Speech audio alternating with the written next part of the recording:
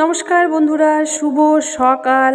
কেমন আছো তোমরা সবাই? আশা করছি যে যেখান থেকে এই ভিডিওটা দেখছো সবাই খুব ভালো আছো ঈশ্বরের আশীর্বাদে।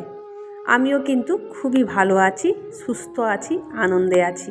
আজকের যে গল্পটা তোমাদের সাথে আমি শেয়ার করতে যাচ্ছি, এই গল্প হাজারো মেয়েদের, যারা নিজের ইচ্ছে গিলে নিজের স্বপ্ন ভাঁজ করে নিজের আড়ালে পরিবারকে আগলে রাখে, যারা নিজের বিয়েতে নিজের টাকা কিনে রাখা এক টুকরো শাড়িতে সারা জীবনের মর্যাদা ঢেকে রাখে, যারা লজ্জা লুকিয়ে অন্যের দেওয়া শাড়ি পরেও হাসতে জানে, যারা চুপ থাকলে সবাই ভাবে তাদের কষ্ট নেই।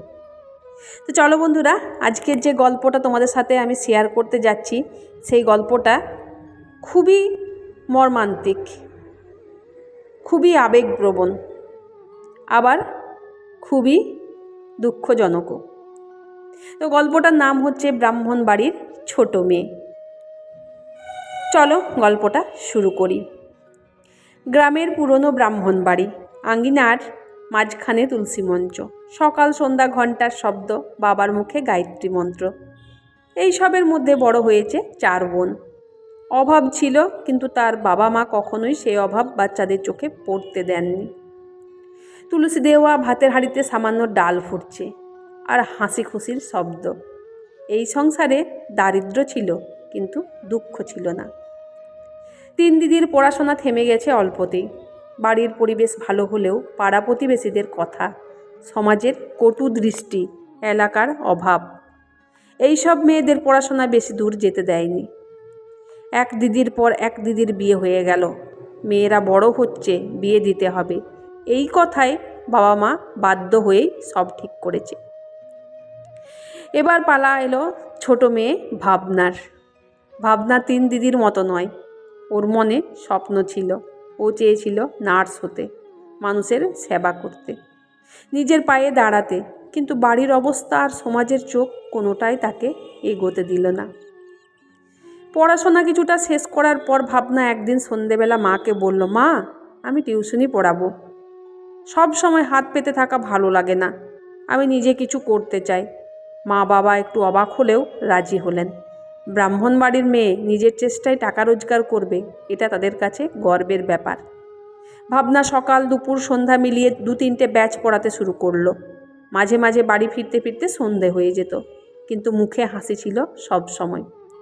ওর টিউশনের টাকায় ও নিজের কোনো খরচ করতো না, না শখ সাধ না সাজগোজ, কিছুই নয়।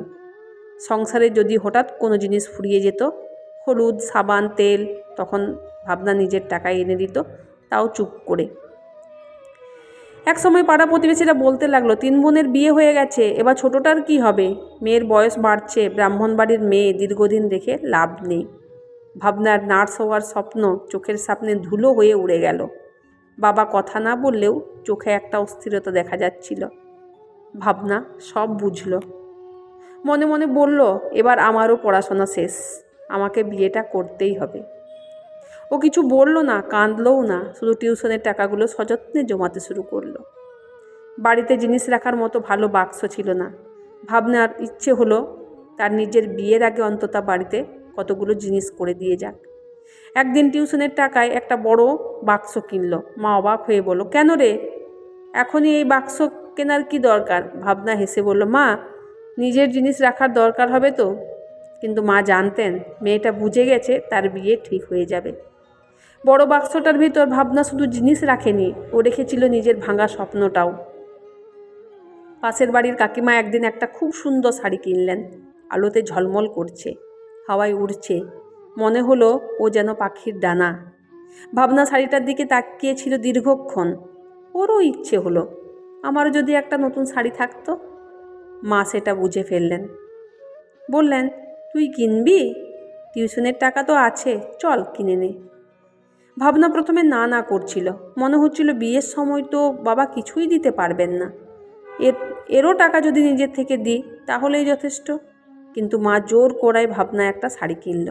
এটাই ছিল ওর একমাত্র নতুন শাড়ি, ওর নিজের টাকায় কেনা। বিয়ের গায়ে হলুদের দিন ভাবনার নিজের কোনো হলুদ রঙের শাড়ি ছিল না। বাবার অবস্থাও ভালো নয়, নতুন শাড়ি দেওয়ার মতো সামর্থ্য নেই। তাই মা পাশের বাড়ির কাকিমার কাছে গেলেন, দিদি, ভাবনার গায়ে হলুদের জন্য একটা শাড়ি দেবেন? ধার করা শাড়ি এলো। সেটা পরে গায়ে হলুদ হলো। অনেকেই দেখে বলল, ওহো, মেয়েটা কত সুন্দর লাগছে। কিন্তু ভাবনার ভেতরে গভীর লজ্জা, অল্প ব্যথা, কিন্তু সে হাসল। মেয়ে মানুষ বলে সবসময় হাসতে হয়। নিজের কষ্ট মুখে আনলে সমাজ নামে শাস্তি। বিয়ের সকালে ভাবনা বাক্স খুলল। ভাঁজ করা সে একমাত্র নতুন শাড়ি, তার নিজের টাকায় কেনা। বাড়ি থেকে কিছু নিয়ে যেতে পারেনি ঠিকই, কিন্তু এই একটা শাড়ি তার নিজের পরিশ্রমে কেনা, তার নিজের মর্যাদা। ভাবনা সেটার বিয়ের সময় সঙ্গে নিল, কারণ বাবার সামর্থ্য ছিল না আর কোনো নতুন শাড়ি দেওয়ার। অনেকে দেখলো মেয়েটার কত কম জিনিস, কেউ দেখলো ব্রাহ্মণ বাড়ির মেয়ে, সরলতা আছে। কিন্তু কেউ বুঝলো না এই একটা শাড়ি, এই একটা বাক্স, এই জমিয়ে রাখা টাকাগুলো কতটা কষ্টে তৈরি হয়েছে। ভাবনা তার শাড়িটাকে বুকে চেপে শ্বশুরবাড়ির পথে বের হলো, স্বপ্ন হারিয়ে, চোখ শুকিয়ে, মনে শক্তি নিয়ে। এই গল্প কোনো সিনেমা নয়, এটা হাজারো ব্রাহ্মণ বাড়ির মেয়ের গল্প, যারা হাসে, চাপা কান্না গিলে ফেলে, অন্যের শাড়ি পরে গায়ে হলুদ করে, নিজের টাকায় নিজের বিয়ের শাড়ি কিনে, আর চুপচাপ নিজের স্বপ্নের মৃত্যু দেখে। ভাবনা যখন শ্বশুরবাড়ির পথে হাঁটছিল, তার গায়ে কারো কাছ থেকে ধার করা গায়ে হলুদের শাড়ির গন্ধ তখনও লেগে আছে। হাতের মুঠোয় সে একমাত্র নতুন শাড়ি, যেটা সে নিজে কিনেছে, নিজের টিউশনের টাকায়, নিজের স্বপ্ন চাপা দিয়ে। পথের ধুলো ওর পায়ের আঙুলে লেগেছিল, কিন্তু তার মনে হচ্ছিল ওর জীবনের ধুলো যেন আজই জড়ো হয়ে উঠেছে। একদিকে জন্মের বাড়ি, তুলসী মঞ্চ, পুজোর ঘণ্টা, বাবার প্রণাম, দিদিদের হাসি, মায়ের মমতা, সব পেছনে ফেলে সে হাঁটছে। আর সামনে একটা অচেনা বাড়ি, অচেনা মানুষ, অচেনা দায়িত্ব। ভাবনার বুকের মধ্যে একটা নিঃশব্দ কান্না জমে উঠেছিল। কেউ দেখেনি, কেউ শুনেনি, কারণ মেয়েরা কান্না করে নিজের ভিতরে, মুখে নয়। এই হাঁটার মধ্যে ভাবনা মনে মনে নিজেকে বলছিল, আমি তো খুব বেশি কিছু চাইনি, শুধু একটু পড়তে চেয়েছিলাম, নার্স হতে চেয়েছিলাম, মানুষকে বাঁচাতে চেয়েছিলাম। কিন্তু আমার স্বপ্নটাই আগে মারা গেল, তারপর আমার শৈশব। ওর মনে পড়ছিল কতদিন ইচ্ছে চাপা দিয়ে রাখতে হয়েছে, কত শাড়ির দিকে তাকিয়ে থাকতে হয়েছে যা কিনতে পারেনি, কত টিউশনি করে নিজের স্বপ্ন দূরে ঠেলে দিয়েছে। কিন্তু তবুও ওর মনে কোনো রাগ নেই, অসন্তোষ নেই, কারণ ভাবনা জানে তার বাবা মা ইচ্ছে করে কিছু করেননি, তারা বাধ্য হয়েছেন। পরিস্থিতি, অভাব, সমাজ, এই তিনটে শক্তি তাদের চারপাশে দেওয়াল তুলে দিয়েছে। শ্বশুরবাড়িতে পৌঁছানোর পর সবাই তাকে দেখল নতুন বউ, সরল মেয়ে, ভদ্র ব্রাহ্মণ কন্যা। কেউ দেখল না তার চোখের সেই গভীর ক্লান্তি, তার নিজের কেনা শাড়ির ভাঁজে লুকিয়ে থাকা সংগ্রাম, তার বুকের মধ্যে গচ্ছিত ভাঙা স্বপ্ন।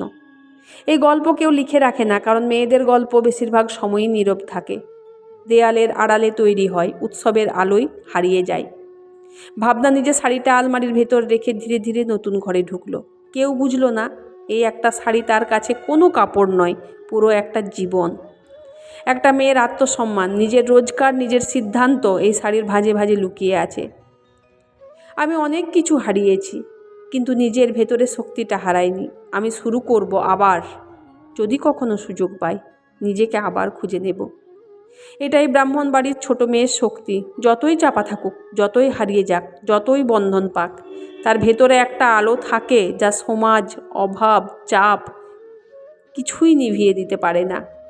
আর এই আলোই তার ভবিষ্যৎ পথ দেখাবে। যদিও আজকের দিনে সব কিছু তার কাছে অন্ধকার মনে হচ্ছে। অনেক মেয়ের জীবনী বিয়ে মানে শেষ নয়, শুরু, নতুন দায়িত্বের, নতুন যুদ্ধের, নতুন নিজেকে গড়ার।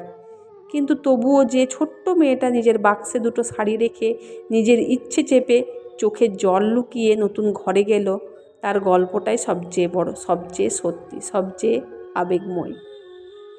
বন্ধুরা, এই হচ্ছে আমার গল্প। প্রতিদিনের মতো আজকে আবারও তোমাদেরকে একটাই কথা বলবো, যে গল্পটা তোমাদের সাথে আমি শেয়ার করলাম, গল্পটা কেমন হয়েছে অতি অবশ্যই একটা সুন্দর কমেন্টের মাধ্যমে জানাবে। কারণ তোমাদের এই একটা মিষ্টি কমেন্ট আমাকে যে কতটা অনুপ্রেরিত করে সেটা আমি বলে বোঝাতে পারবো না।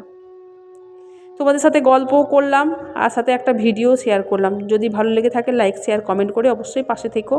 সুন্দর সুন্দর মিষ্টি কমেন্ট করো, ভিডিওতে হাইপ করো। পুরনো বন্ধুদের অনেক অনেক ভালোবাসা, নতুন বন্ধুদেরও ভালোবাসা জানিয়ে আজকের ব্লগটা শেষ করলাম।